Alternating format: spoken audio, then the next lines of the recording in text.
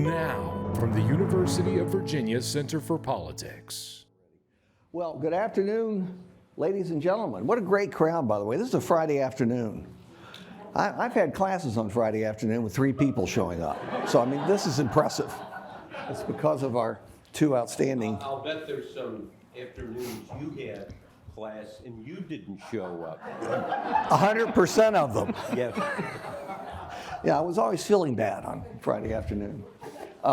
Anyway, we are very fortunate to have 2 very distinguished journalists and authors here with us. Bob Woodward is an associate editor of the Washington Post, where he's worked for more than 50 years. He has shared in 2 Pulitzer Prizes, first in 1973 for the coverage of the Watergate scandal with Carl Bernstein, and second in 2002 as that lead reporter for coverage of the 9/11 terrorist attacks. This is really incredible. I'm going to read it. I really question whether it's all true, but I'm going to read it. He has authored or co-authored 21 books, every one of them a national bestseller.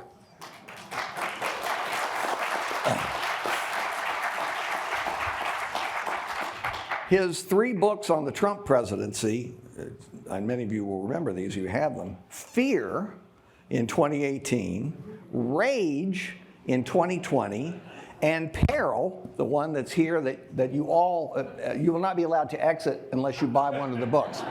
That's the way it works. It's the price of admission or exit. Okay, but the 4th Trump book is going to be titled Goodbye. Yeah.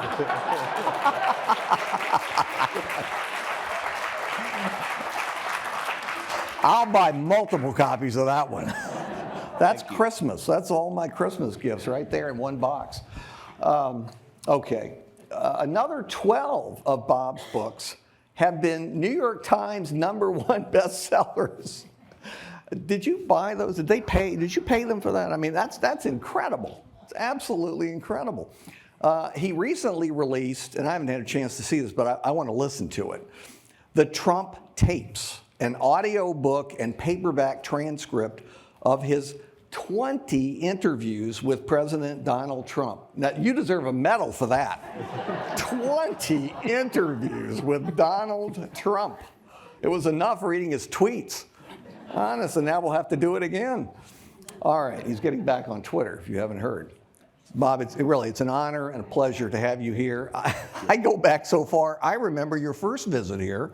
I went to see in the mid-'70s. You came here right after Watergate. I think Ford was president, but it was a very impressive presentation. I think he went to the law school, which was located very near here at that time. Anyway, it's been great to have you on a number of occasions, and particularly right now. Now, this fellow here is actually responsible for this event. Robert Costa, and you recognize him from all the CBS shows. Our own Margaret Brennan has him on Face the Nation a lot. She's a UVA alum. I hope you're all watching her on Sunday. It's important that her ratings reflect that. And CBS Evening News, you're on there quite a bit too. Probably the most important, and I should give his title, he's Chief Election and Campaign Correspondent for CBS News, where he covers national politics and American democracy. He also has a very impressive resume, very impressive CV.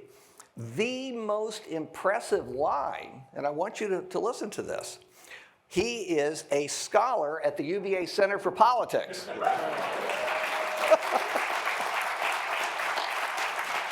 And seriously, Bob, you keep selling those books, and you're going to be one day too. We're going to get you in that slot. He can tell you how to apply. Okay. All righty. Before joining CBS News in 2022, I'm going to call him Robert. He often goes by Bob, but I've got too many Bobs. Too many Bobs here. So he's Robert and he's Bob. Robert co-wrote with Bob Woodward Peril, which you've got right here, which documented the dangerous transition between the Trump presidency and the Biden presidency. I think we could all agree now it's dangerous. From 2014 to 2021, Robert was a national political reporter at the Washington Post, and he was also the moderator and managing editor of Washington Week on PBS from 2017 to 2020, which I enjoyed watching. Nice. It's a lot of those shows are worthless. That was interesting. All right. I didn't say which ones. I'm not going to cause problems. So anyway, I'm thrilled that you both came. Obviously, you still got it. You can draw a crowd. And we're pleased about that. And there are so many topics covered at length and quite well in Peril, which is another reason why you have to buy it. We can't even begin to cover all the subjects that are covered in here. So I'm just going to hit a few of them, and then we're going to go to Q&A from the audience, and then we'll be blocking the doors while you sign books. And as you buy one, you'll be allowed to leave. Okay? That's the way it works. Now, look, I've got to add, Bob, this is not directly related to Peril, but it's something I've wondered about over the years, and I've now had the opportunity to ask you. You've closely studied the two modern presidents who went completely off the rails, Richard Nixon and Donald Trump. What's interesting to me, anyway, is in both cases, as the end approached, there was talk of insurrection or coup. Much of it didn't get out until you printed it, I think, for Nixon, but this one was better known. How would you compare and contrast those two, maybe presidents generally, but also the talk of coup, how it unfolded, why it didn't happen? Yeah, oh, wow. I mean, psychiatrists for the rest of our lives, or even for our grandchildren's, are going to have fun with doing that analysis. I think I would start and try to compress what Nixon did in 1972 when he was running for re-election is he destroyed the process of nominating and electing a president with the campaign of sabotage, espionage. He went after and this is really unheard of, against the Democratic Party to get a nominee that would be easier for Nixon to beat. And they did it with a series of illegal actions, which they eventually were caught on, including the cover-up, which Nixon, you can hear him on tape saying, pay the burglars, we want to shut them up.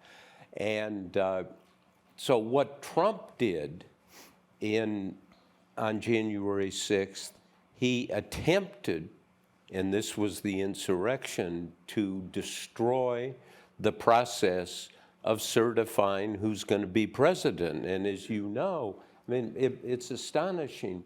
It's so important who the president is. But the system is a certification in the 12th Amendment and the Electoral Count Act that essentially says the House and the Senate will convene, and the vice president, who is president of the Senate, will oversee this certification process, and that's it. And so the similarity of Nixon and Trump is they looked at this, we've got this system of nominating and electing, we've got this process of certifying, and it's vulnerable if you're willing to break the law.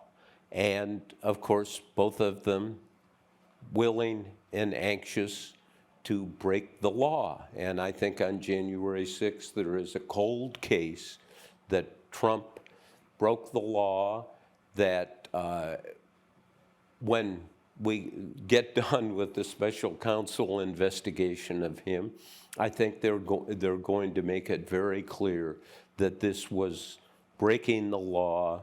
I mean, it's technical. You're not a lawyer. That's the only degree you don't have, right? 18 U.S.C. 341, I believe, it says it's illegal to subvert a legitimate function of government. Clearly, the process of certifying who's going to be the next president is a vital process to subvert it, and there's Supreme Court decisions going back 100 years, one written by Chief Justice Taft in 1924, the Hammerschmidt case, said it clearly is a subversion if what the actor is doing is dishonest and deceitful.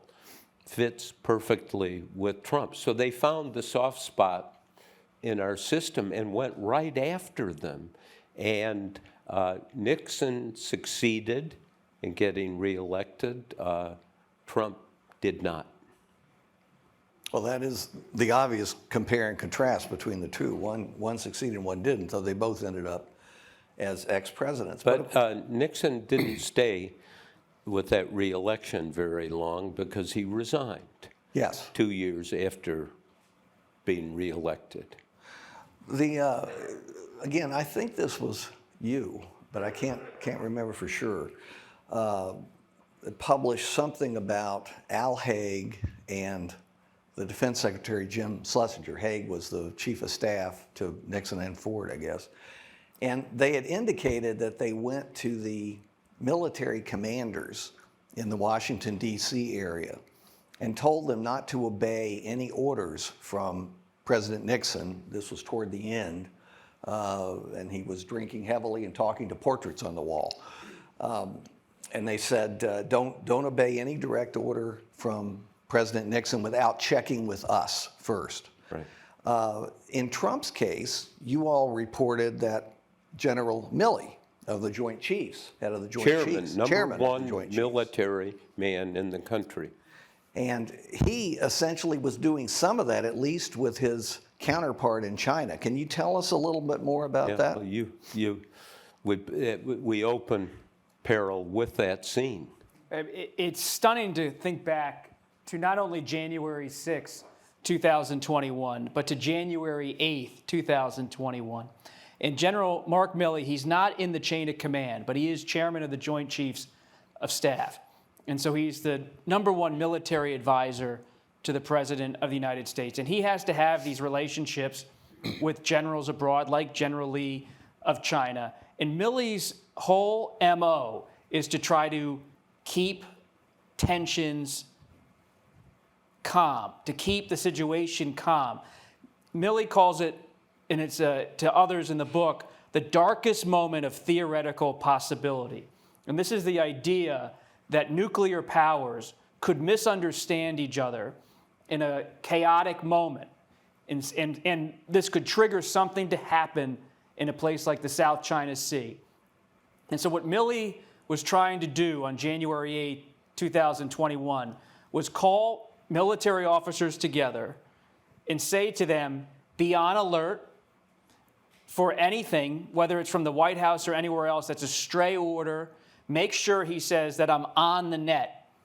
Now, some critics of General Milley, Chairman Milley, have said that he was in some way trying to subvert the chain of command, to make himself the commander-in-chief during the final days of Trump because of his alarm about Trump.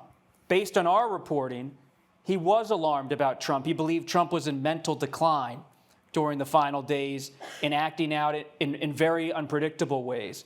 But Milley was trying in his own way to not subvert the process, but at the same time make sure that there wasn't some kind of action taken that could be misunderstood by the Chinese or others. And one of the things Peril shows is that January 6 prompted a national security crisis abroad. And it wasn't just with allies, it was with adversaries who looked at the images from the United States and wondered what was happening in the United States. Was this a coup attempt by Trump? Was the U.S. government stable? And this is why the national intelligence community had, as we write in the book, their antennas up to make sure that China, Russia, Iran, everything was being monitored, because no one had predicted January 6th on a global level, and they were all waiting and watching to see what would happen. Milley steps in with this private meeting. Yeah, and one of the fascinating aspects of this, and I can't, this young man is one of the great reporters, and as we did this, Bob, can I say this, got the transcript of Nancy Pelosi, the Speaker of the House, right after Milley is talking to the Chinese general, kind of trying to say, hey, look, everything's going to be fine, Milley knowing it's not going to be fine. Nancy Pelosi calls Milley in the Pentagon, and according to the transcript, which has been officially verified now. By under oath testimony. Yeah, by Milley, confirmed, generally in Watergate, it took 10 years before some of these things were confirmed. And Milley and Pelosi talking, Pelosi, is not one to hide her opinion. And she said, General, Trump's crazy. You know he's crazy. And Milley says, I agree with everything you said. He is crazy. And she asks the question, which is a really important one. What guarantees do we have that Trump will not, as commander-in-chief, he has this authority alone to use nuclear weapons, use the military? And what guarantee do we have that this crazy man won't do that? And Milley's, don't worry. And then he goes through the process, which Bob just said, well, gee, I know Trump, I'm worried.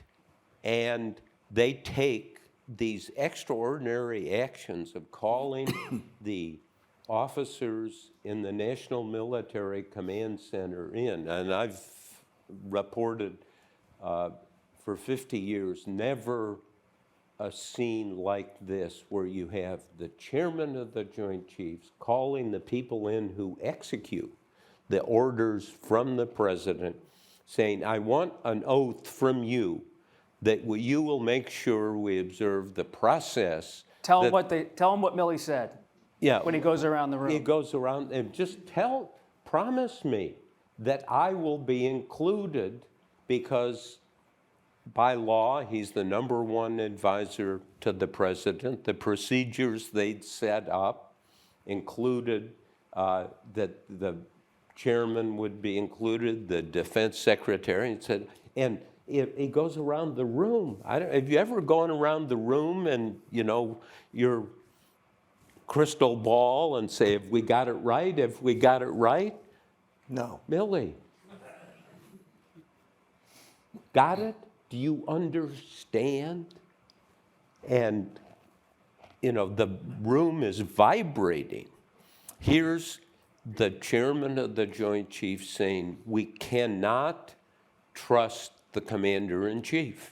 And he's just told Nancy Pelosi that he's crazy.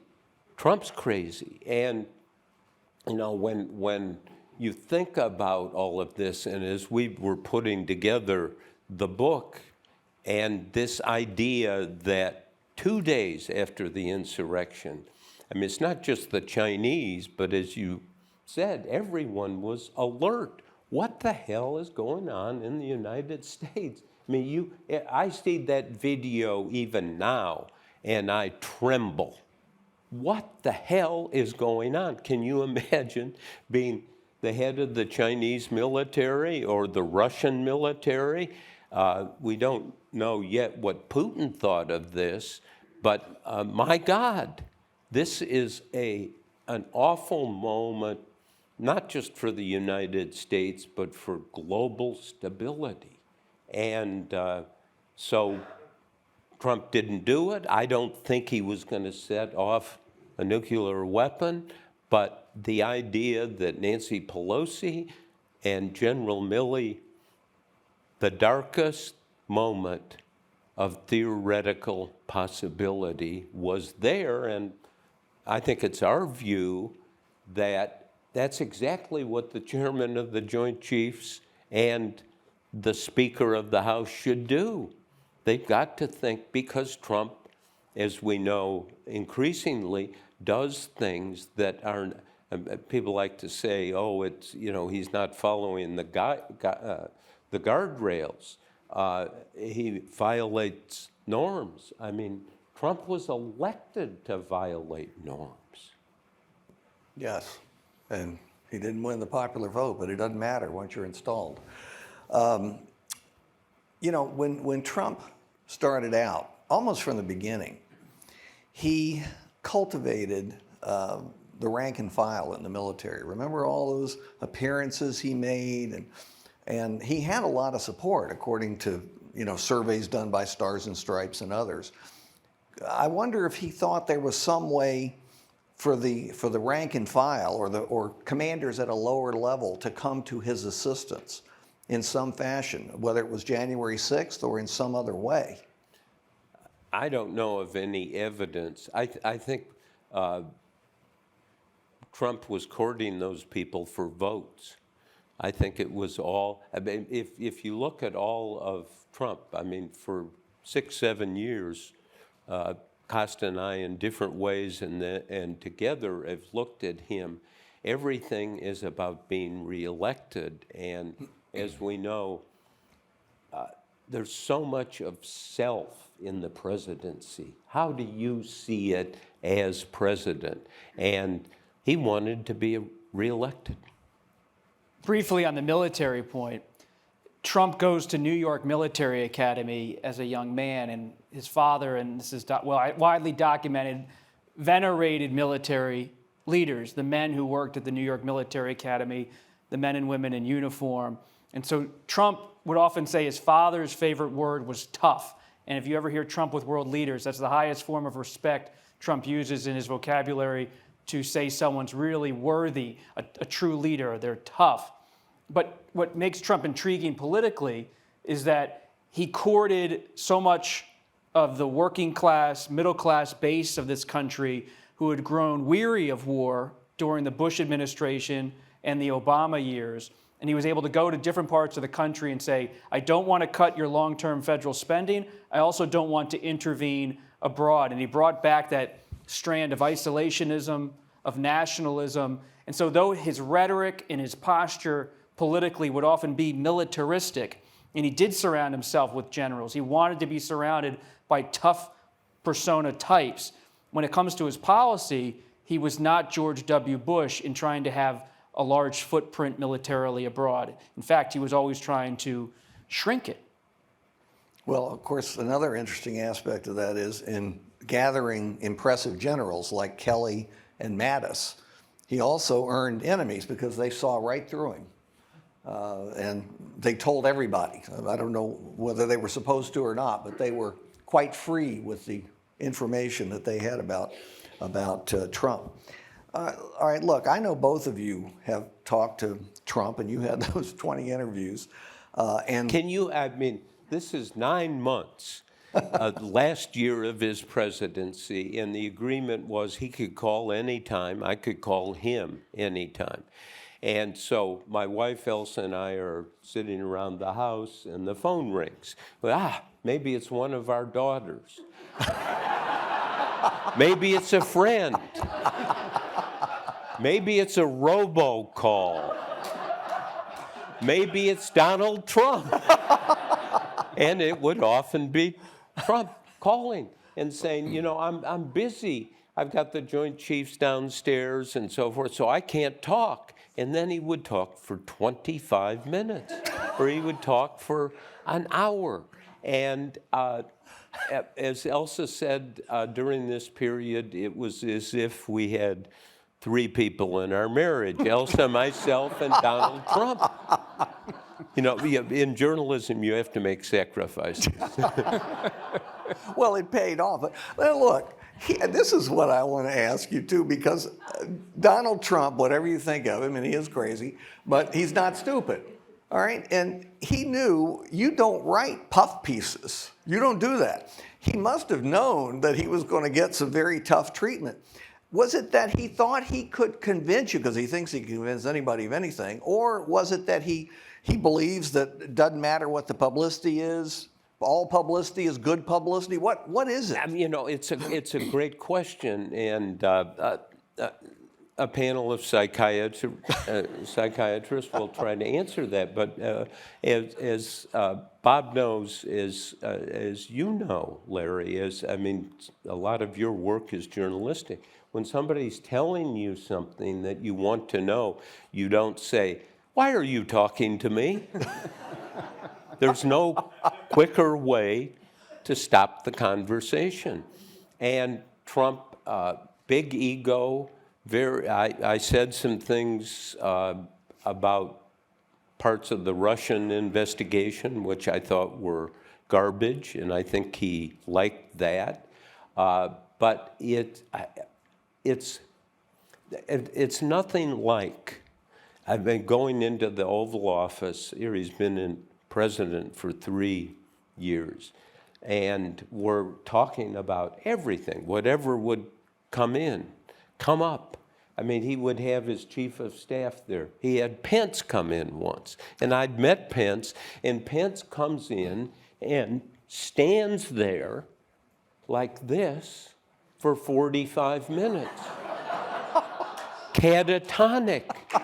I wanted to say, Mr. Vice President, what are those drugs that you're taking? That you didn't say a thing, did not ask a question, just exactly like that. Well, he was a perfect vice president. That's what they're supposed to do. Well, we'll see. I mean, but he would have the chief of staff there.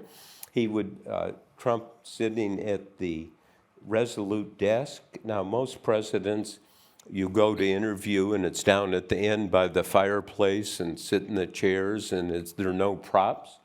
Trump had his letters from Kim Jong-un all there in folders. He had the judicial appointments, and then he had pictures of him with Kim Jong-un. And at one point he said, "Well, I'm going to give you one of these." And he gets out and he says, "Now don't fold it up," and asked somebody to get a rubber band and put around it and handed it to me like he was doing me, giving me some of the tablets from the temple. That's why he took him down to Mar-a-Lago. He wanted to show him off to people coming by for dinner. I don't remember, again, where I read this, but somewhere I read that in one of your calls, Melania came in, and she wanted him for something. And he says, no, I'm on with Bob Woodward. And I think part of it was he always had, even though he's very egotistical, he had an inferiority complex too.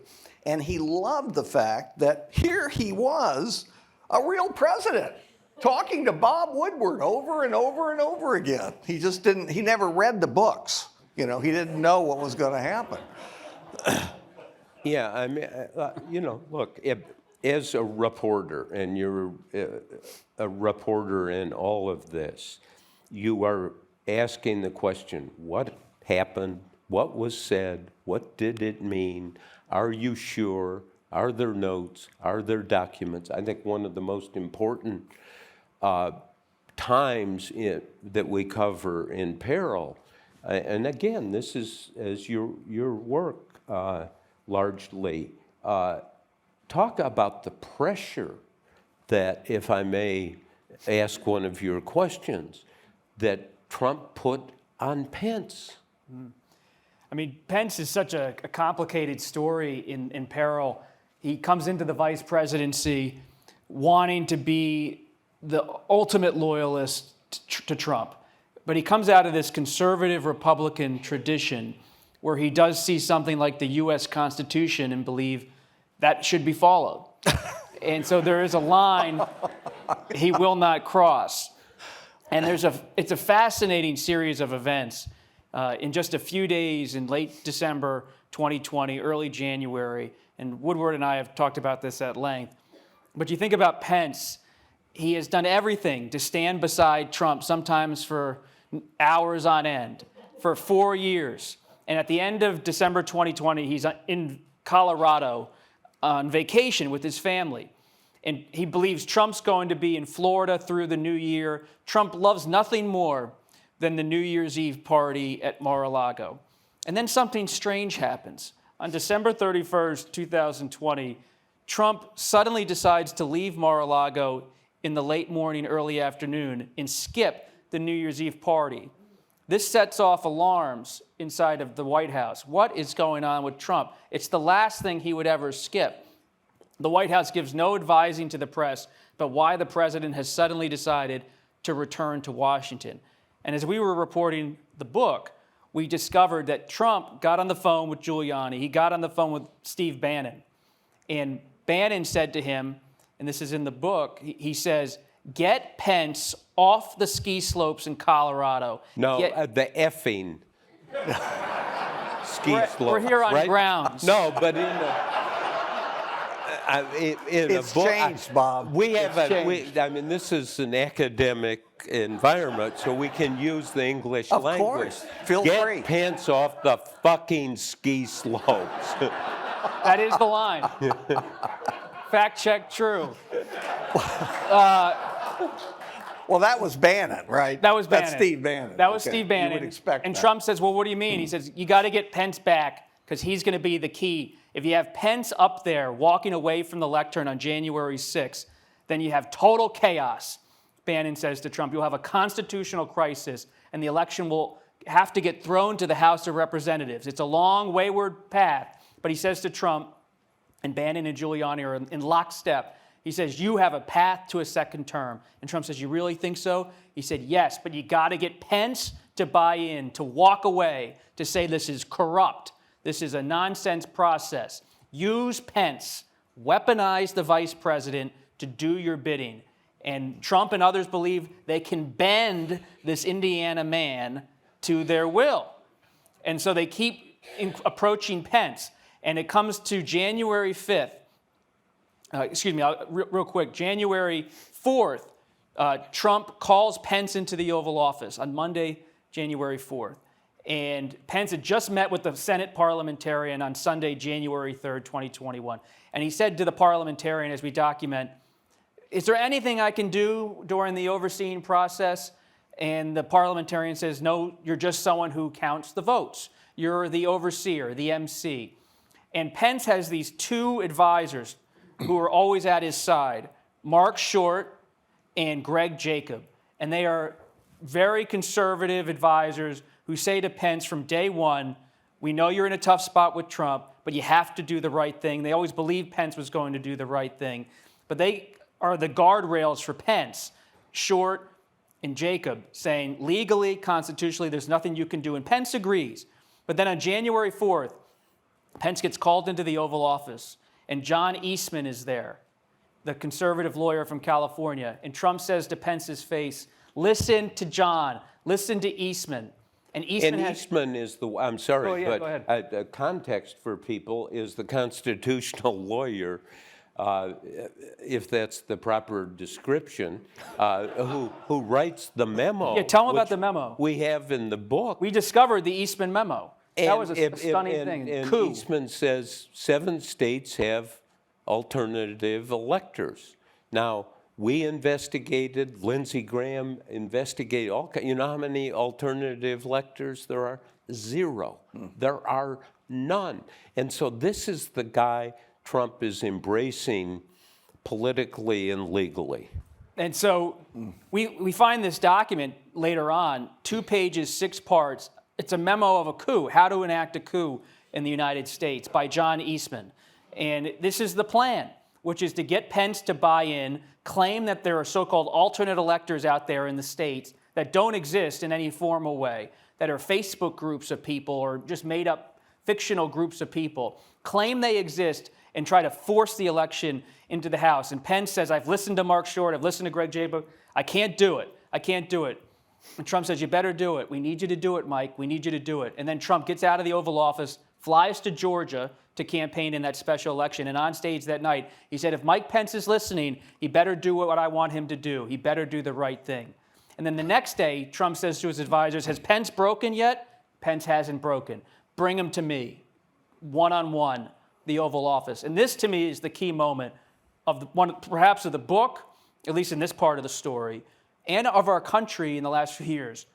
One-on-one in the Oval Office, Trump is there, And there's a crowd outside.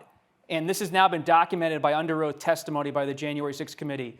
But Trump hears the crowd outside, and his aides come in and open the door for him because he wants to hear the loudness of the Proud Boys and the Oath Keepers outside in Freedom Plaza. And they're playing music. And he says to his aides, "Can you hear them outside? I love it.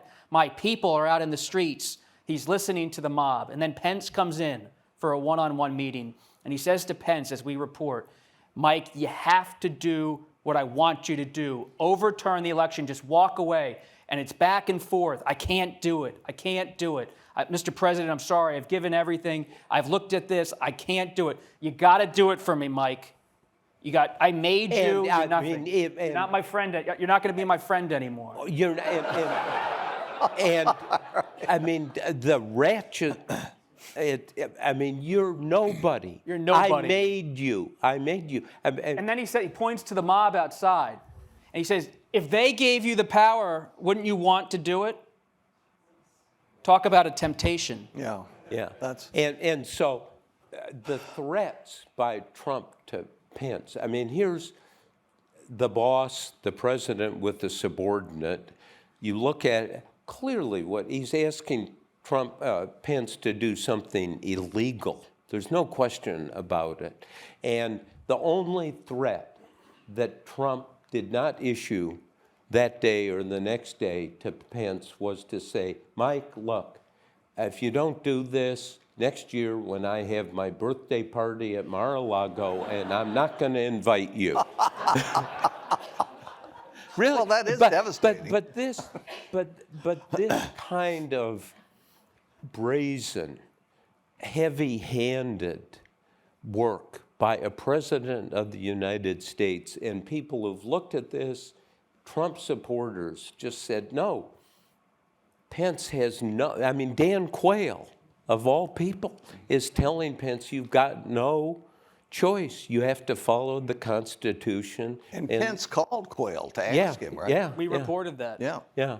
And so but it's a moment when you think about it, and we've probably thought about it too much, that if it pivots in the other direction, if Pence just hesitates a little bit and gets up there in this session where they have to certify, and he said, I need a bathroom break, or I need, let's come back tomorrow, or I'm not sure, or the president is leaning on me very hard, then there's no escape hatch. There's nothing in the Constitution, the laws, which people are trying to fix, where if Pence had buckled, what would we have had? We would have had a kind of constitutional chaos. Well, that new law passed right at the end of the year, fortunately, does at least take care of that. There are some other loopholes in it, but it says the vice president is simply a ceremonial part of the counting of the Electoral College and has no authority, no power in the counting of those votes or the acceptance of them. So some things good have happened. And you two are so gloomy, I just wanted to make that point, to the audience. I would respectfully disagree slightly with that. The Electoral Count Act was reformed slightly. They've raised the threshold to oppose the certification of a state's electoral college count. But that doesn't mean the system's no longer vulnerable. We still have a bit of a murky system of counting the presidential vote. If something's contested in a state, who ultimately decides? Is it the state Supreme Court? Is it Congress? Is it the governor of that state? Is it the state legislature? There's no national rule about who really legitimizes a state's electoral count, which as we become, as the center documents all the time, more polarized, the system remains creaky at least. Yes, which is another argument for abolishing the Electoral College and having a popular vote election. I knew that would go over, it's UVA. Now You're look, right, but it ain't going to happen. No. Why is it not going to happen? Well, because the small states in particular are very red, and you can't get the 38 states that you need to ratify a constitutional amendment if somehow it were passed by 2/3 of both houses of Congress, which it won't be. So if you love the Electoral College, relax, everything's fine. Don't listen to me. That's one of Jamie Raskin's biggest disappointments from the January 6th committee, that the committee couldn't come together on a recommendation for getting rid of the Electoral College. They had intense debates as they wrote this report, and they were saying to each other, we have to have some kind of conclusion here that leads to legislation to fix the system of certification. But even that committee couldn't come to a real consensus on where to go. All right, let me change topics slightly because I think you've overdone the Trump part. And you were misled by the questioner.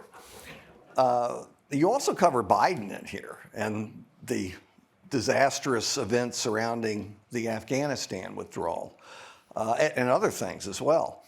What did you learn about Biden and Afghanistan that we can apply to future events or those unfolding right now? Maybe some disturbing aspects of his decision making.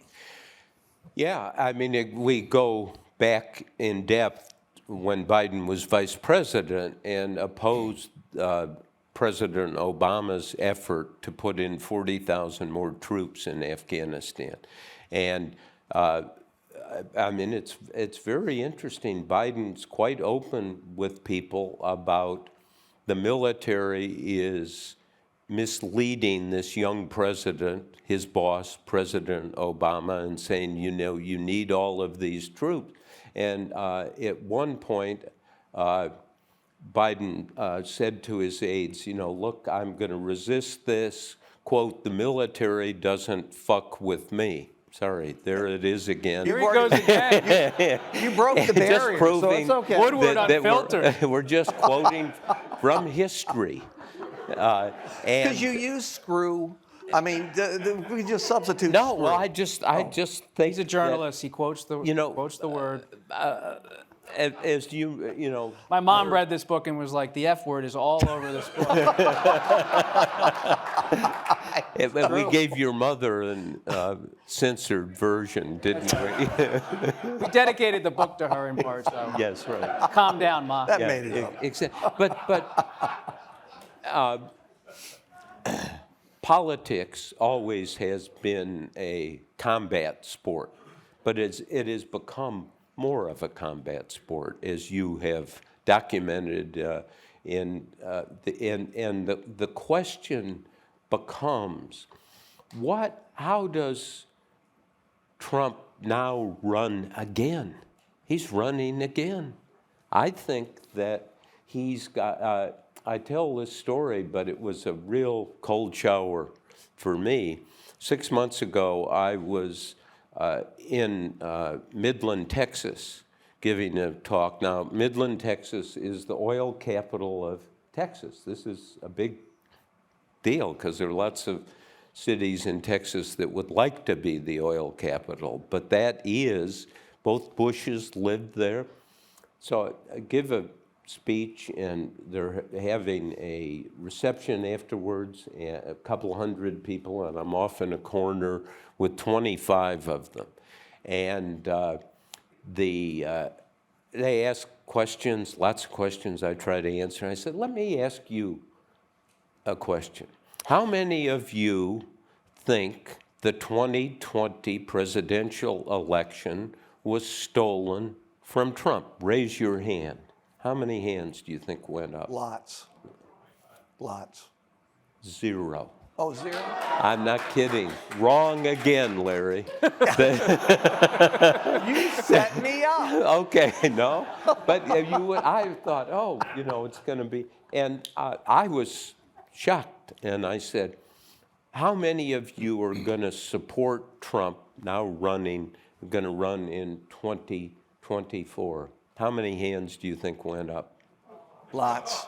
Every Lots. one of Every them. one. Every one. See, that was lots. They're not married to his core argument that the election was stolen, but for reasons which, we somewhat understand, somewhat don't understand. people really like, the feistiness, the kind of, I'm not going to be pushed around, I make the rules.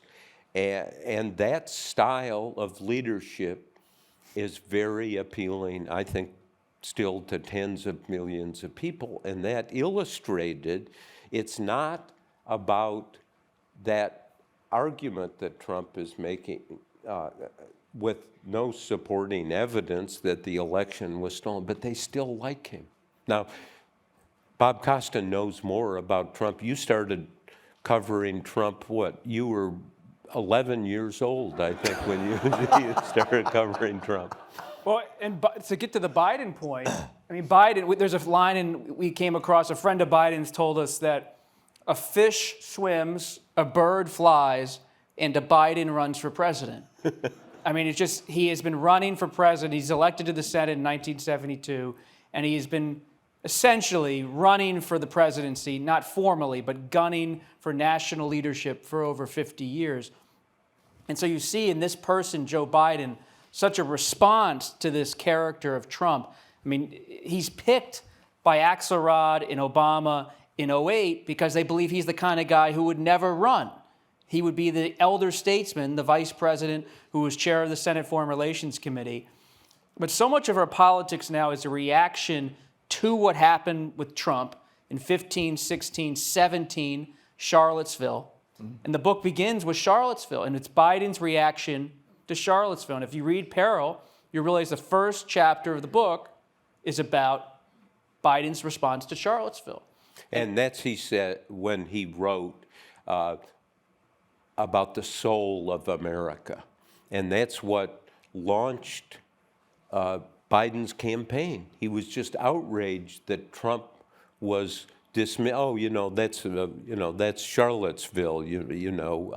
Both people sides. on both sides. Both sides. Yeah. And Biden was very upset, and it was Biden's aide, Mike Donilon, who really came up with this idea of the soul of America is on the line, and that initiated the Biden campaign, and I think was the kind of intellectual architecture of his effort. And the Biden people believe it resonates in ways that the press and their critics don't understand, and that the sense that why does Clyburn come across, as we report, to endorse him at this tough moment in the primary in early 2020? Why did the Democrats win the Senate in 2022, 2 years later? Yes, in part it's because of the galvanization of core voters on the Democratic side on abortion rights. But Biden has given this series of speeches on democracy that can be traced back to those conversations he had with Mike Donilon in 2017 in the wake of Charlottesville. And Biden believes, and this is why so many of his advisors still believe he will run for re-election, because he sees Trump is running, and he believes democracy itself is under threat. So someone who has spent their career as a Democrat, a partisan, really sees himself now as someone who has to defend America in the West abroad from actors like Putin, and also from at home from political actors like Trump. Connected to that, you mentioned in the book somewhere about the fact that Biden and Kevin McCarthy do not get along well, to say, which is not surprising. I mean, he's a Republican Speaker of the House, and Biden obviously is a Democrat. But look at Biden's relationship with Mitch McConnell, which is not as phony as you may think it is. They get along well. They're old timers. They've been around the Senate, institutionalists. They seem to get along reasonably well, at least on some things. How would you predict? You got to end on a prediction. How would you predict this difficult relationship with McCarthy, good relationship with McConnell for Biden, would affect policy upcoming? If I could make an argument against prediction, you do it superbly. There's no question about it. Right. 40 years ago, when I was the metropolitan editor of the Washington Post, we had all these very skilled reporters covering Virginia and politics in the state. They would call you and they would say, "What's going on, Larry?" And then you would give them your information, your analysis. And I kept reading it in stories in the paper. And I said, "That's it, we're banning Sabato." It's true. We banned you. Yes. Yeah, and it's on your resume, you said. I said it on my resume. It says I was banned by you, and it is an honor to be banned by Bob Woodward. No, but you, and the problem was not you, it was the reporters. I want to ask you this, but reporters can be lazy sometimes, right? Occasionally, yes, Did like you- students. Yeah, Sure. and they would call you. Right. And say, do my work for me. Can I ask one other question I have to about say, the... though, since you stopped being the Metro editor a few years ago, the ban faded. And there would be many a time when I would be at 600 words and needed to get to 800 or 900, and I would go 434. You know what my nickname It wasn't 434, it was Oracle. Only Oracle. No, my nickname was actually Dial-A-Quote, Dr. Dial-A-Quote. Yes, it was. That's right. That's right. But because we're here in a group of students, academics, people from the town, I want to ask you a question about the press, because something we talk about a great deal. How do you communicate in the book business, in journalism, now at CBS television, what I've done with the Trump tapes, where it's an example of showing all of your work, everything, even things that are embarrassing.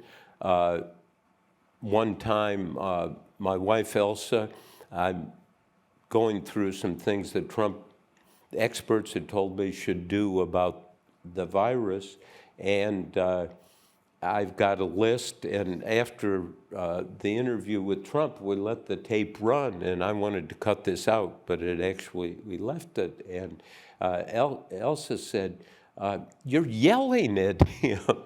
You're trying to tell him what to do. You're not supposed to do that. You are supposed to ask him." And I said, well, it's a different time now. We had the virus, which he was handling in the most irresponsible, I would argue, almost criminal way.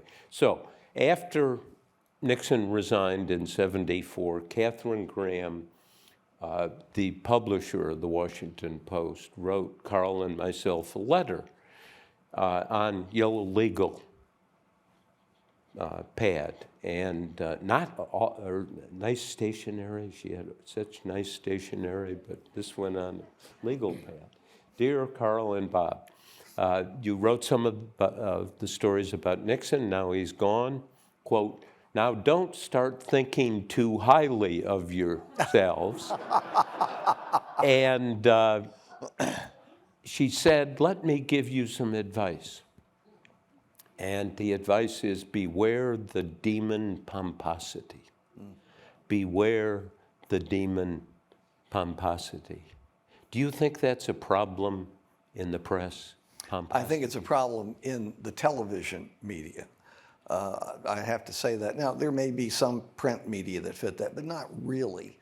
There's something about print and working together with your colleagues in the same room doing the same thing that brings the ego down to earth. I'm not sure exactly what it is, but I've seen that over and over. And it dilutes the pomposity. It dilutes the pomposity. The television people, I'm not saying they're all like this, but some of them are. Oh my God. And it's liberals and conservatives and moderates, and they're insufferable. They're insufferable. Tried to reflect on this, and I think it's true about the media, the demon pomposity. I think it's true on Wall Street. I think it's true in politics. I think sometimes it's even true in academia. No way. Can I ask a question of your Absolutely, audience? sure. How many people think the demon pomposity is a problem in America across the board? Raise your hands. Only one hand, ma'am, please. How many people think it's not a problem? Okay. I mean, it's absolutely true. And it does exist in some places. The reforms need to come from within. Sure. The media, academia, Hollywood. People don't like pomposity. It's smugness, it's self-satisfaction. And I lapse the pomposity, but it's out there, and it's a great lesson from a great publisher. I think part of pomposity is assumptions. I write above my computer, and Bob and I have discussed this a lot, 2 words: assume nothing. Because the media, in its pomposity, or anyone in their pomposity, you meet a college student here or an academic, and because of how they sound, or where they were born, or how they look, or their name, or their presentation, people make immediate assumptions about who this person is, about their capacity.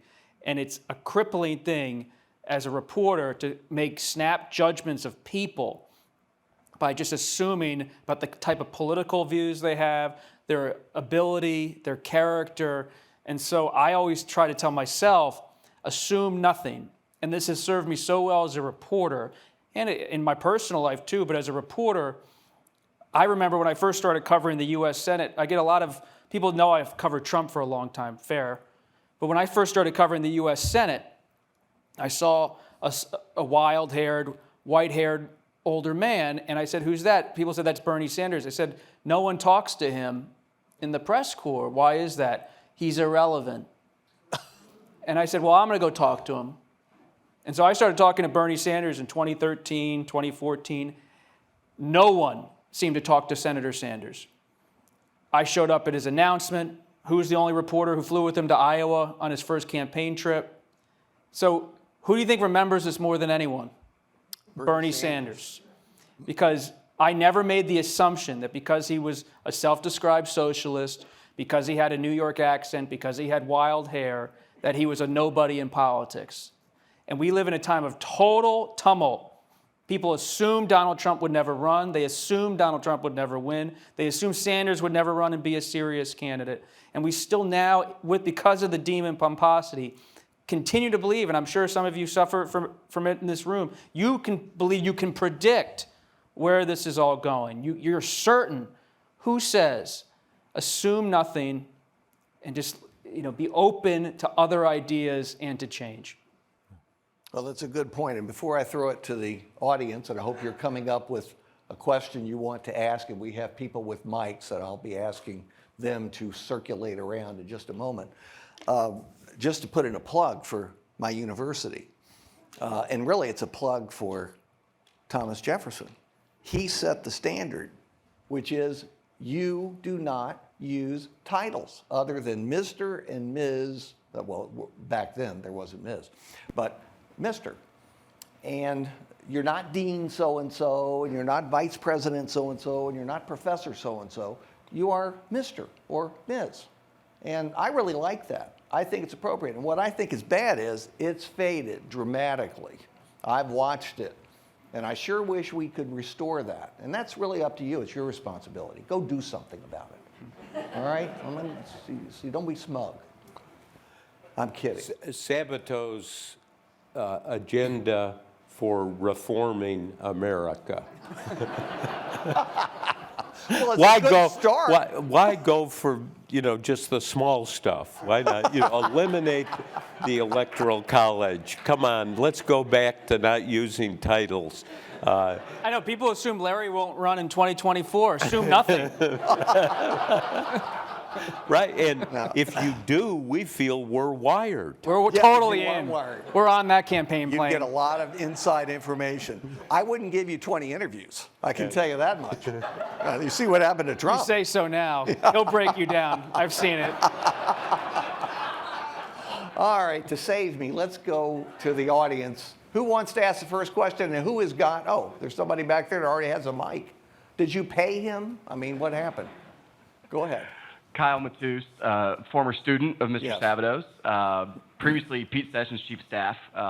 My wife and I both had floor passes end of Obama administration, beginning of Trump, now with Bono's One campaign.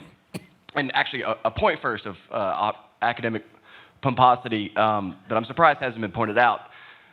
Advisor to President Trump, Steve Bannon, attended Virginia Tech. I didn't want to bring it up. And two of Mike Pence's closest advisors, both his chief staff and his leg affairs guy, both went to the University of Virginia. I taught Mark Short. So you might there. consider a donation to the Center for Politics for You're talking so much, I think you're already in politics. What's the question, sir? And now the question. And this is primarily for Bob Costa, knowing that you've covered House Republicans so closely for so long. What percentage of Republicans in the House on January 6, 2021, would admit privately that Donald Trump was a threat to the United States of America? What percentage would admit that 1 year later? And then what percentage do you think would admit that now? Thank you. It would be a very small percentage, would see him as a threat to the United States. And one thing I got used to covering the Trump administration is, and Bob and I have discussed this, as a reporter, I really am tired and frankly don't care about what people say privately all the time versus their public action or even their private action. What are people doing?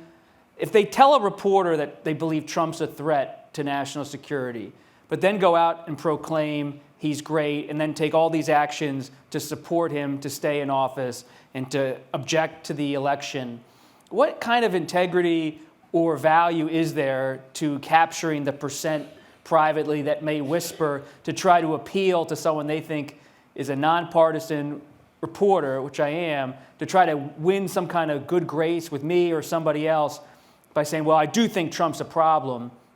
But if they're objecting to the election and if they're buddy-buddy and arm with everybody else who's trying to object, so I think to canvass them all and to say, yes, would I detect grumbles on January 6, 2021 from many House Republicans that Trump was veering in the wrong direction? But so few were willing to stand up to him in any significant way. Most of them were in unison with a lot of his key themes. And a year later, 2 years later, there's a lack of endorsements for Trump in his presidential campaign. But not one Republican since November of 2022 has entered the 2024 presidential race besides Trump. And it comes back to the core thing. Trump told Woodward and I in March 31st, 2016, we're sitting there interviewing Trump together. It's the first chapter of his new book, The Trump Tapes, where Trump says, real power is, dash, I don't even want to say the word, real power is fear. That's what Trump told us. Right, That and tells I'm you sitting everything. there thinking, wow, if he ever becomes president, that'd be a great title for a book. And then worked. also in that interview, I one of the things I'm sure you understand and you get additional glaring realization as you get older about how much chance is. I was in the newsroom of the Post where I still work part-time in 2016, and we ran into each other by accident. And you said we should go interview Trump, and we're not taking him seriously enough. And I said, you know, great, I have an afternoon off. Let's go talk to him. And it is the first of those interviews, and it really showed you so much about Donald Trump. Tell them what, back to your first question, what did Trump say about Nixon? And what did you ask him, and what did he say? Oh, yeah. We structured this. We're going to ask Trump about the two big-time Republicans, Abraham Lincoln and Richard Nixon. Now they have, and why? The first question was, why was Lincoln so successful? And Trump's answer was, well, he did some very important things. Why Indeed. was Nixon a failure? And Trump's answer was, well, his personality. And we said, how about all the crimes? And Trump said, oh yeah, that too. Really? But he engaged in a very serious way, and it was one of those moments where he wanted to talk, because we wanted to talk about the presidency. What are you going to do? How do you look at the presidency? How will you use power? How will you use power, which is the question you always have to ask people. Well, you remember his line that he used for a long time. Maybe you put it in his head. He would say, you know, Abraham Lincoln was a Republican. A lot of people don't know that. Yeah, we told him. We You explained that to him. But, you know, again, this is the opportunity and the chore of reporters to capture who he is and what I think his biggest failure is, yes, to not understand democracy, but didn't understand the job of being president, particularly on the virus, when he'd been warned on it at a top secret intelligence briefing, and what kept going on saying, oh, I like to play it down. I don't want to panic people. Now, think of that. A president has received the hardest information from his national security advisors. Robert O'Brien coming in and saying, the virus, and it wasn't not in the United States at this point, the virus is going to be the biggest national security threat to your presidency.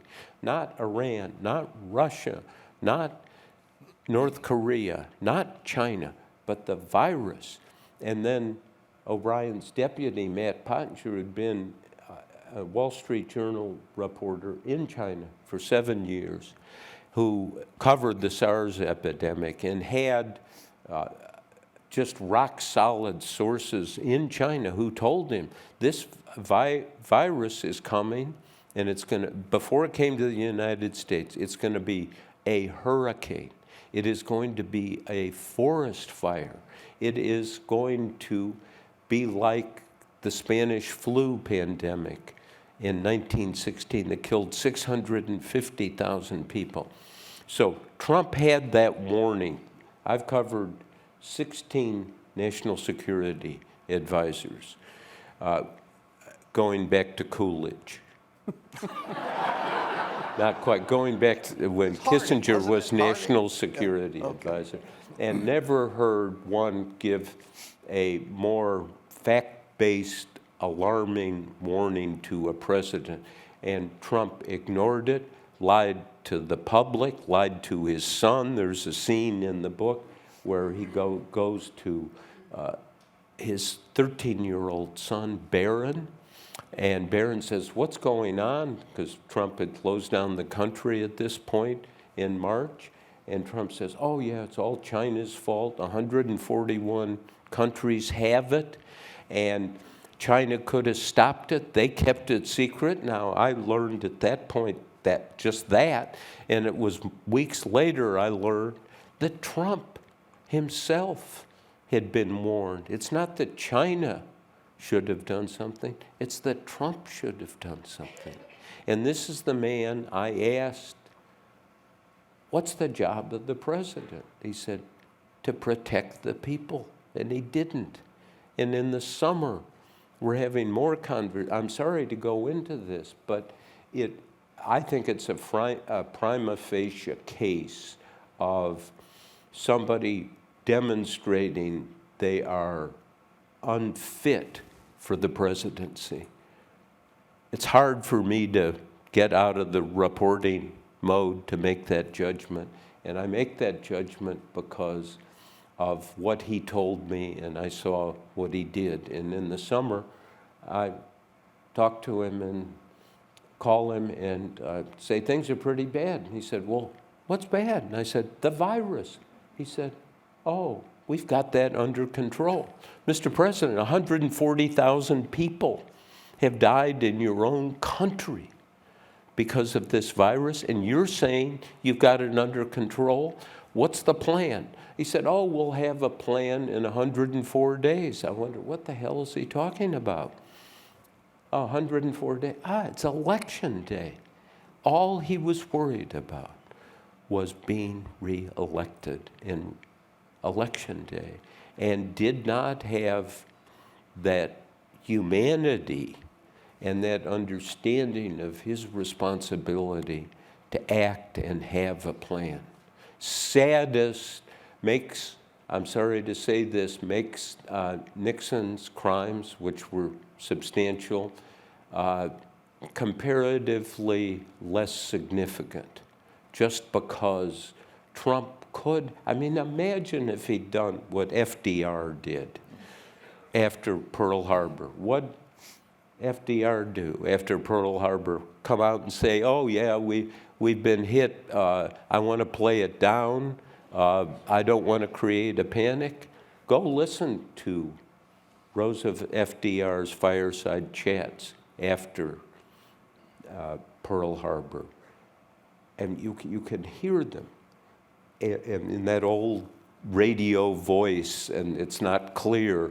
And Roosevelt comes on and said, we've been hit, and our very survival hinges on mobilizing, and I know that each one of you, man, woman, child, will do your part, and we will win this war. And I mean, think about it.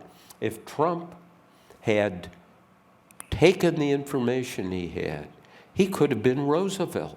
He could have come out and told the people, said, this is what I've been told, this is the responsibility we now all have, and we're going to work together. He would have been reelected in 2020, landslide.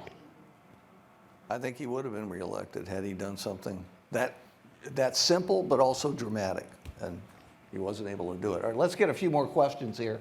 What? All right, you've got to get this mic, young man. You have to get the mic. You can't just wave at me. I'm just talking to one. Gave it to Go ahead. Yeah, there you go. All right, yeah, that's okay. Mr. Sabato, I don't know if I heard it or I read it, but the book begins with the march on Charlottesville, and Biden picks up the theme of the soul of the country. My understanding that you housed a number of the lawn students when they were marching on Charlottesville with the tiki torches. Is that true? Can you confirm that? And Mr. Sabato, if that's true, I'd wonder what Mr. Costa and Mr. Woodward think of that. Well, I'm going to save them the chance to answer that. I'm sure they would agree with it had they been there and participated, but there were lots of people doing everything they could. That was on the Friday night when the neo-Nazis were marching down the lawn, and we had Jewish students, we had black students, living on the lawn, and let's just say they felt kind of intimidated, and they needed some shelter. That's all it amounted to. Anybody would have done the same thing. Thank you for bringing it up. Let's get another question.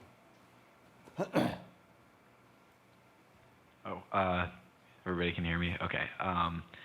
I just wanted to ask specifically, Bob Woodward, you were talking about being in Midland and how people didn't really resonate with the election being stolen argument, but we're still going to vote for Trump. Do you think with the results of the midterms and how a lot of attorney generals and kind of lower races, a lot of election deniers were elected, do you think that the opinion in Midland is kind of representative of Republican voters as a whole, or do you think it's more of an enclave?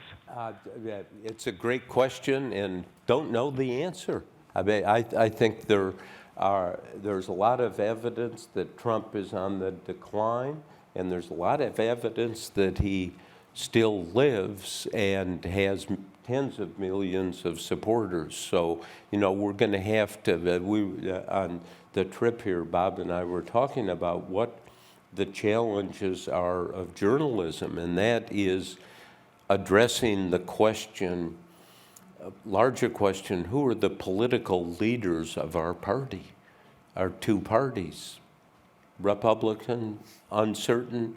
Biden, though he's president, a lot of polls show that Democrats say they want somebody else to run and so forth. So what does the crystal ball say on this? About Trump running again? Yeah, or Biden.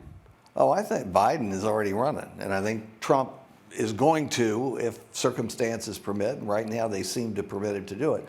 But he's not as popular as he once was, even in the Republican Party. They want to move on to a leader who might be able to win. They have doubts about whether Trump will win.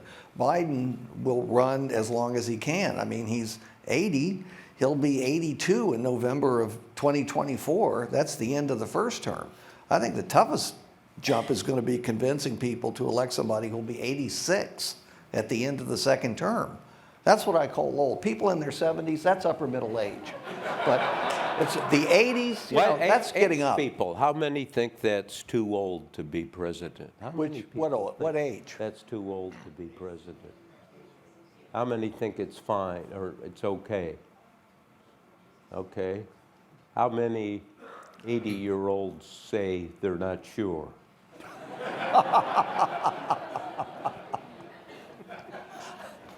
Well, now you're in your 70s. I know that. I'm not going to say what your age is. In 2 months, I'm going to be 80. Well, you didn't have to say that. 80. You didn't have to say it. You give us hope. You give us hope, absolutely.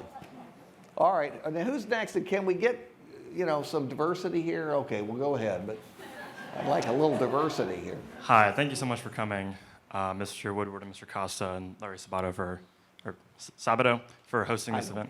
Okay. So this question for Mr. Woodward. So a lot of your background before Watergate was in the federal bureaucracy / military. You were a naval officer, I believe, at the Pentagon with a top secret clearance, and you worked regularly with intelligence agencies. You often went to the Nixon White House and worked with some of his top aides as well. And so when you got hired for Watergate, you had almost no background in journalism whatsoever, and you, I believe, had applied for the Washington Post about a year before you were actually hired, and you'd gone to work for somewhere else before getting finally hired. So that begs the question I'm asking you today, which is, why, I guess, were you, I think you were about 29 at the time, with all this, with very little journalistic experience, why were you hired to write the biggest news story in American history, basically? Yeah, first of all, I didn't know it was going to be a big story. They don't tell you, not just in journalism, but this is going to be a good day to make sure you go to work. I worked for a weekly paper for a year and had many stories that the Washington Post wished they had, and that's why essentially they hired me. When I worked in the Pentagon, I worked in communication for Admiral Moore, who was chief of naval operations. I did not do intelligence work. I had nothing to do with intelligence agencies. And if somebody looks at the record, I know there's this view on Twitter and so forth, but unfortunately, working and getting the Watergate story involved a lot of luck and hard work, showing up, going, and it was a great story. I don't think Carl Bernstein and I were assigned it. We kind of took it, and one of the lessons I learned on that is all good work is done in defiance of management. We had to fight for the story, and it is documented in our book and the records of the Navy and so forth that this is what happened.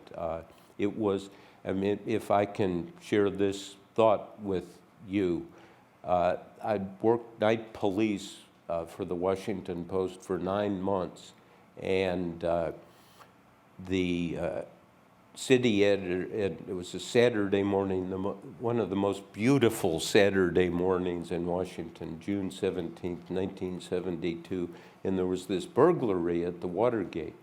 And the city editor called me up and said, would you come to work? And the editors had sat around and said, who would be dumb enough to come to work on this beautiful day? And they immediately thought of me. And they sent me to the courthouse where the 5 burglars were arraigned. And I will never forget this moment. The 5 burglars came in, and they had been arrested in the Democratic headquarters at the Watergate, and they all were wearing suits, business suits. Now, I'd covered night police for 9 months and never saw a burglar in a business suit. In fact, I never saw a well-dressed burglar. But there they were, and the judge asked the older man, James McCord, where he worked. And McCord went, and the judge said, speak up, where did you work? Finally, McCord blurted out, CIA. And I was sitting in the front row, and I have to confess, I kind of yelled out, holy shit. And now, so burglars in business suits, connected to the Nixon committee, Carl Bernstein and I found the next day, CIA connections. And so particularly you look back on it, it was all kind of obvious. And we working at the Washington Post, Ben Bradley was the editor who had the idea of go get the story, find out what happened, work. And the more you work, the happier Bradley was. So, that's the story, documented, and it was obviously, if you follow the clues and information we got, it all looks quite logical. Yeah. Can I just ask one more quick question? Sure. Were you ever in contact with Mark Felt of the FBI, who's the deputy director of the counterintelligence program? No, he was deputy director of the FBI, and I met him in the White House when Admiral Moore has said publicly before he died, sent me over to the White House to give documents to Henry Kissinger, and that's when I met Felt, sitting next to me like Costa is. Thank you all for being here. First of all, I want to say it's an honor to have you here.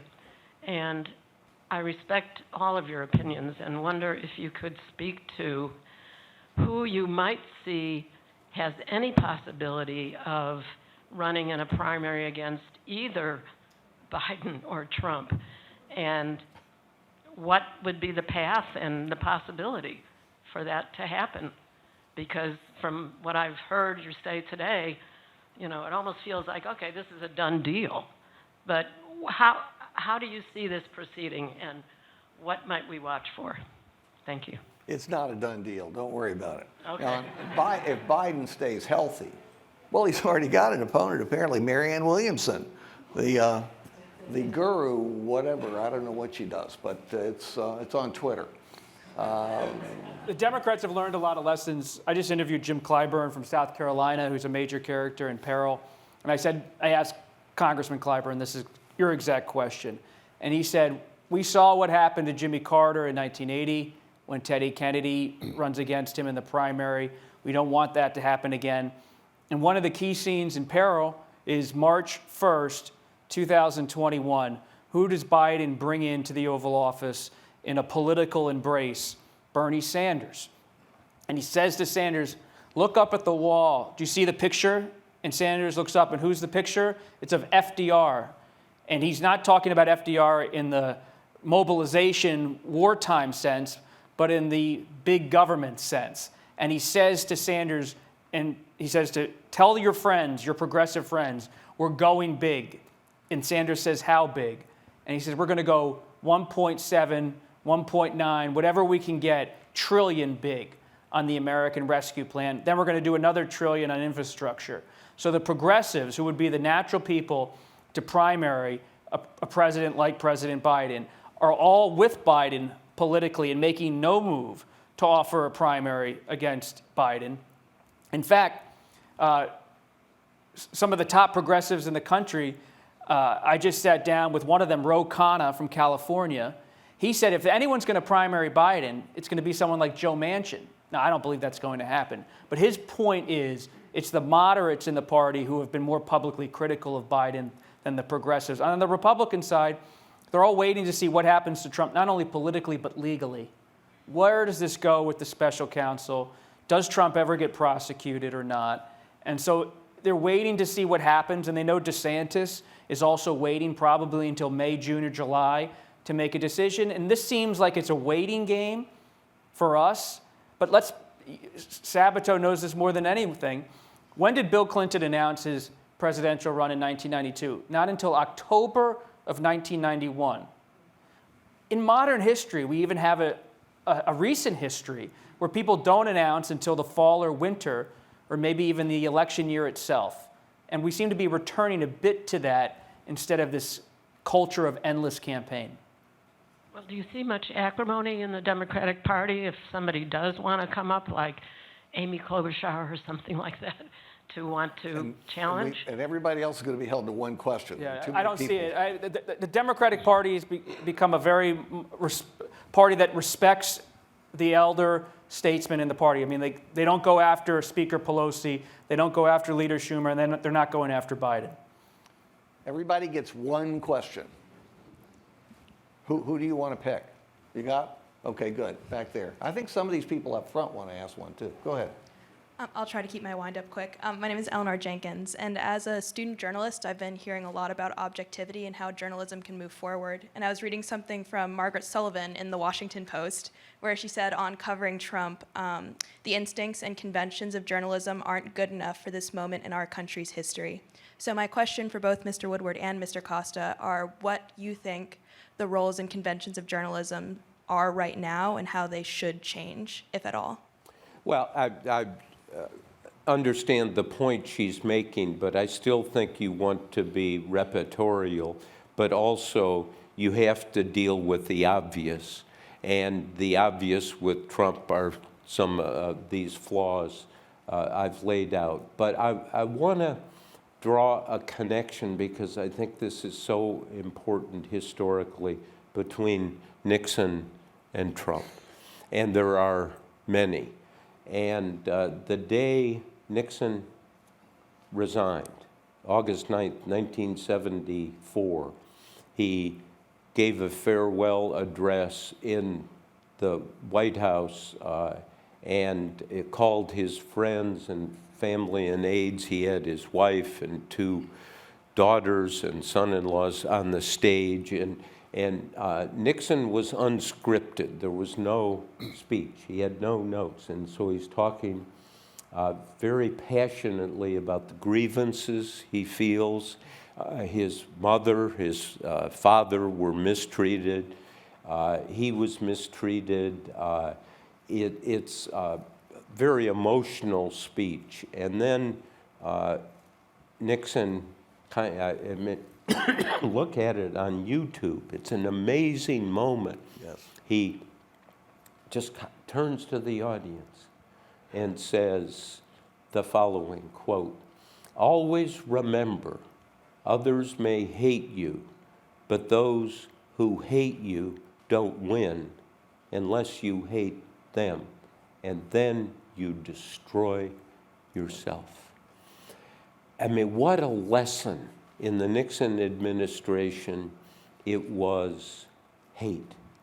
It was the piston that drove him, and you see that from the tapes in his criminality. Now, jump forward to, I believe it's December 30th, right before the New Year's Eve party that Trump didn't go to because Bannon called him and said, you got to get back, and put the heat on Pence. I was Mar-a-Lago interviewing Trump in a conference room, and he had just been impeached, and we're talking about the impeachment, and he was impeached because of his call, interestingly enough, to the president of Ukraine, Zelensky, and he's asking Zelensky to get his prosecutors on Joe Biden and his son, Hunter. And Trump is, and I'm saying, Mr. President, don't you see that that really is not the job of the president to call foreign leaders and urge them to prosecute your political enemies? No, it was a perfect call. It was a perfect call. We go on and on. And at the end, Trump, so he's in the third year of his presidency, beginning, and he calls the guy who runs his computer system, Scavino, yeah. What's Scavino's first name? Dan. Yeah. And come on in and bring your laptop. And so Scavino sets up his laptop, and Trump tells me to shut off my tape recorder. So I shut it off, and Scavino pulls up a video, and it is of Trump giving his State of the Union address, but you don't hear Trump. It's just hyped up elevator music. But all the videos pan to very prominent Democrats. And so looking at this, and Trump comes and stands right behind me. I thought he was going to bite me. He was so close. So up comes Bernie Sanders, the progressive. And Bernie's kind of sitting there being Bernie, he's, who knows what he's thinking about. Trump looks at it. Hate. Do you see the hate? AOC, she comes up, she's sitting there just going, whether they're paying attention to Trump's State of the Union. Trump, hate. Do you see the hate? Elizabeth Warren, the progressive senator, comes up. She's just sitting there again. And Trump, hate. See that hate? Don't you see it? And I'm stunned. And then the final video is of Kamala Harris. She's only a senator at this point. She's not yet vice president. And she really is, she's almost rocking out in her chair. And Trump, hate. See the hate. Hate is the poison in our politics right now. And the idea that Nixon sees it as, what he said is, when you hate, you wind up losing. And this hate is a propellant in politics, particularly on Trump's part. At that moment, I was truly stunned. And you look at, he hates the other side. And pardon? Book 4, hate. Pardon? He's saying book 4 should be called hate. Oh, okay. No, gone is book number 4. Goodbye. Yeah, goodbye. Or whatever. But, one of the things we try to teach our children is the crippling impact of hate. It's the great Graham Greene, the British novelist, who said, do not despise your enemies. Do not despise people on the other side, for they have a case. You may not agree with it, but you need to understand it. And if the wall is erected between you and the other side, and that wall is hate, we're not going to get there. That's a good lesson. By the way, I always show that excerpt from Nixon in my classes because it was the truth. And it kind of was a summary of everything that had happened to him, and I hope what he had learned.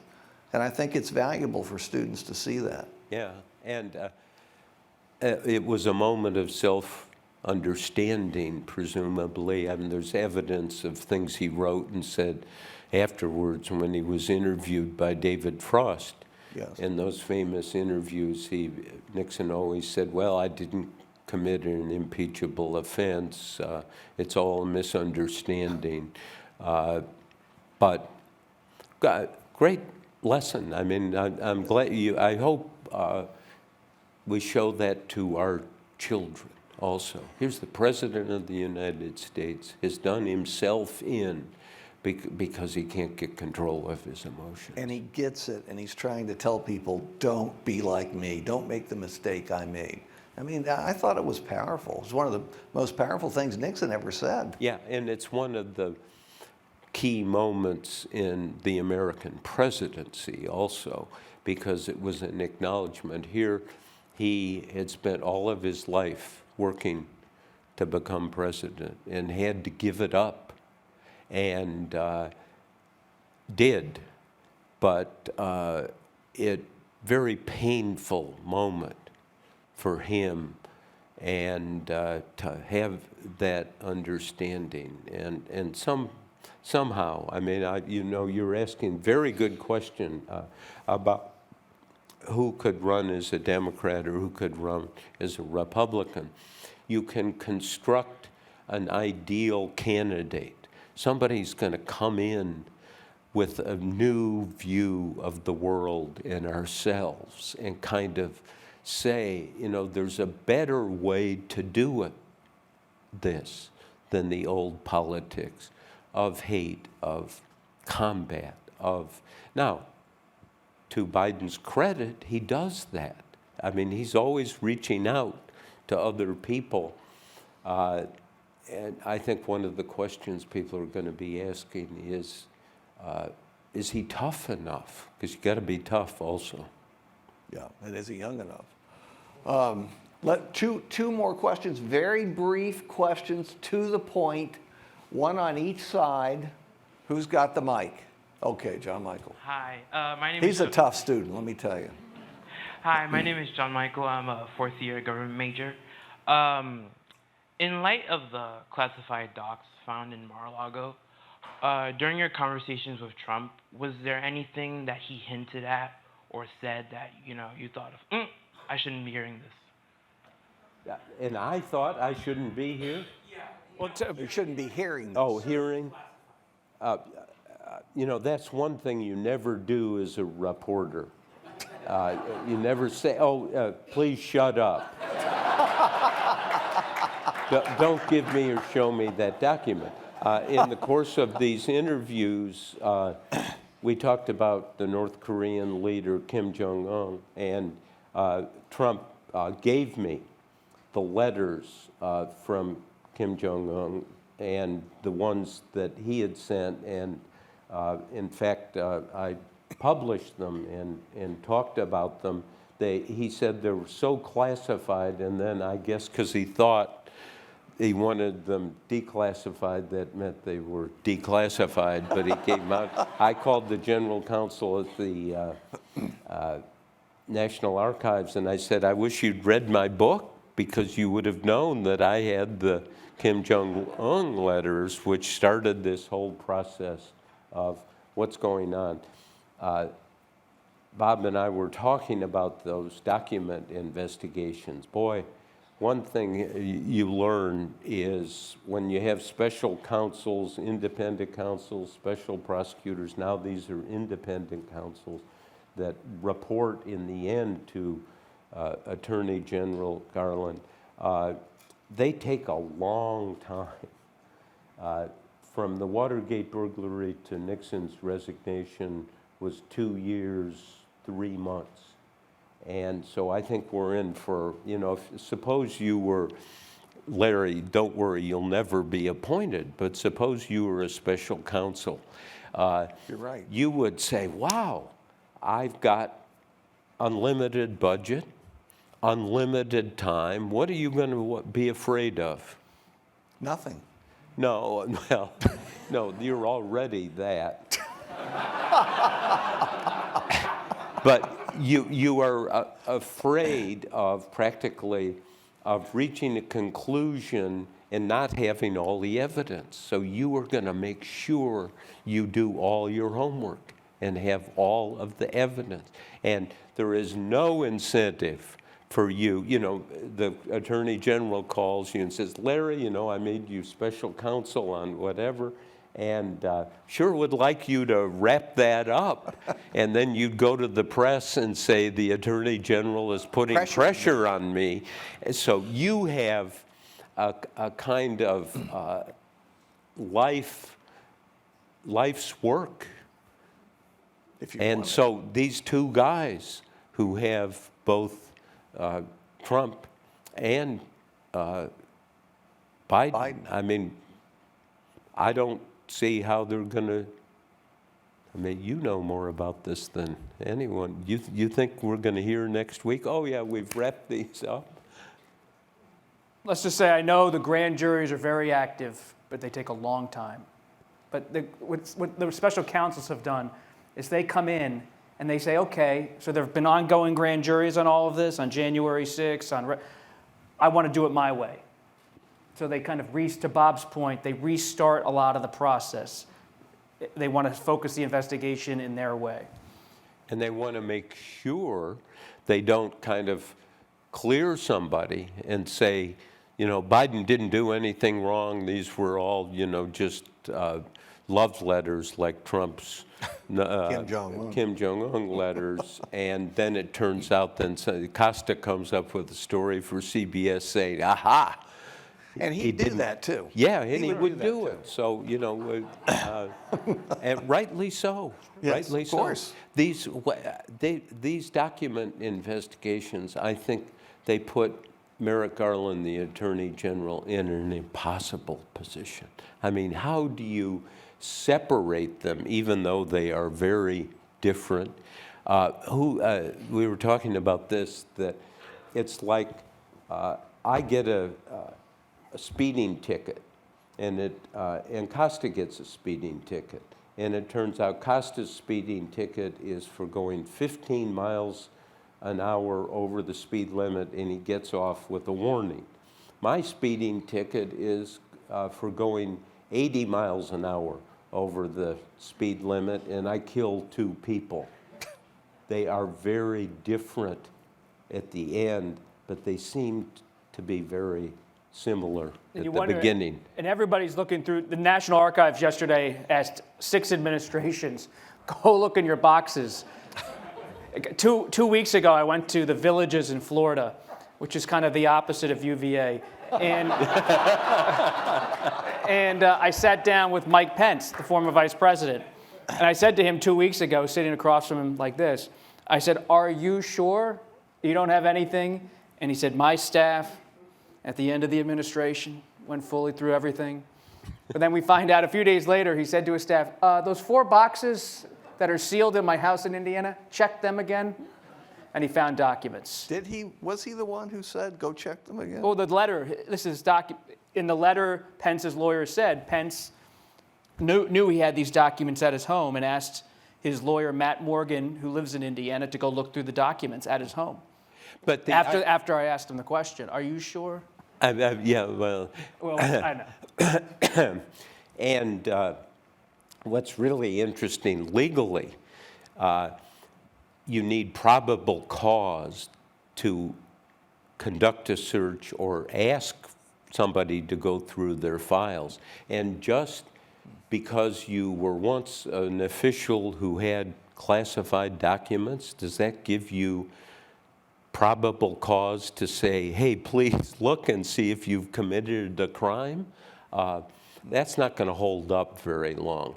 And so it's going to further cloud all of this process. And it's, the best secrets I've ever learned as a reporter over decades were not things written down. They were not in documents. That's somebody telling me, hey, do you know X, Y, and Z? And I know in the Trump era, they made sure they never gave Trump anything in a document that could hurt national security. I've reported in one of my books that DNI, Director of National Intelligence, Dan Coates, knew that Trump was loose and irresponsible and instructed everyone, make sure nothing's written in paper that's given to the president routinely or in presidential briefings that could harm national security, because he. And his own people knew. Dan Coates, conservative Republican, former senator from Indiana. Yeah. All right, last question, who'd you pick? Oh, okay, there you go. And the first shall be first. That's right. I'm here from Goochland County, which is about a 75-35 Republican Democrat, so it's a very different vibe than Charlottesville. I was wondering if you all could talk a little bit about the upcoming elections that we're having. We were represented by Abigail Spamberger. Now we're represented by Bob Good. It's rough. And it's very hard to get the people in our county educated about the elections and how important it is, because they either listen to CNN and hear national news or Fox and hear national news, and they don't understand the importance of Virginia and what's going on right now with our General Assembly. So can you just kind of talk about the importance of Virginia, because we vote every single year, and these 2023 elections that we have coming up? Well, he's the master. I don't know what to say other than you're right, it's very important and people ought to pay attention. And they're up 140 seats Well, we this have November. the chief election reporter for CBS Yes, here, there you go. who's just Here, you moving take in his chair trying to answer. Go for it. I think we're seeing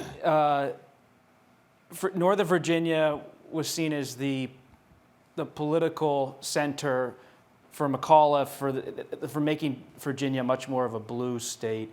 But Youngkin has taken a lot of that Trump playbook and using cultural issues, the education issue, to activate the Republican base in different parts of the state and to turn some of that Northern Virginia solid blue coalition toward him, especially on the education issue.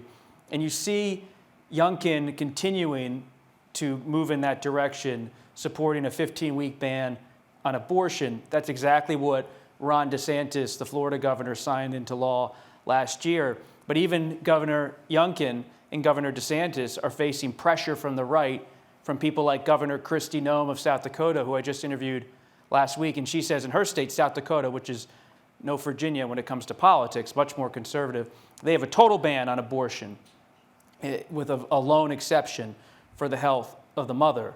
That's it. And she's saying governors like Youngkin and DeSantis better move in her direction. So the right wing of the Republican Party is saying to people like Youngkin, to people who are in the Virginia legislature, that this is where the party's moving. And Youngkin is not breaking with them. He's trying to create his own political persona, but he also knows where the party is. And he said in 2022 he was going to support all candidates for governor running as Republicans across the country. That means he campaigned for someone like Kari Lake in Arizona, who's an election denier. And so you see the issues of education, curriculum, teachers, parents' rights, as Youngkin describes it, his words. These are galvanizing Republicans in ways they haven't really in over a decade, going back to the Tea Party era, 2010, 2012. And those issues are now coming to the fore and really serving as something that bonds the GOP together. And that's why Pence, a lot of former Pence staffers work for Youngkin. Why would Pence run? Because he sees places like Virginia are electing people like Youngkin. I think abortion remains at the forefront. Education will remain at the forefront. And as the crystal ball and the center have reported on extensively, we have extreme polarization in this country on those issues. But it's very unpredictable where this all goes. Look at what happened in Kansas last year on abortion rights, for example. I could go on. I'll leave it there. That was a comprehensive, superb answer, much better than I could have given you. So you talk to him. Look, before everyone moves back to get their signed copy of Peril, which I would, sold out already? How could you sell out? Aren't they in the back? They sell, so if you don't have one, you can't get it, huh? Well, they can go to Amazon. Look, we'll be back there, okay? But what I want you to do, I want you to tell you something. I've done a lot of programs here over 50 some years. This is absolutely one of the most fun and informative programs we have ever done. And Bob, you all are fantastic. Thank you for coming.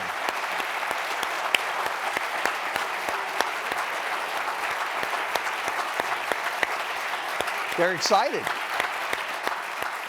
We're not lifting the ban. What's that? We're not going to lift the ban. On Sabbath. Yeah, you're still banned. Don't. I'm happy you won't. Thank you. Okay, thank No, you. it's fantastic.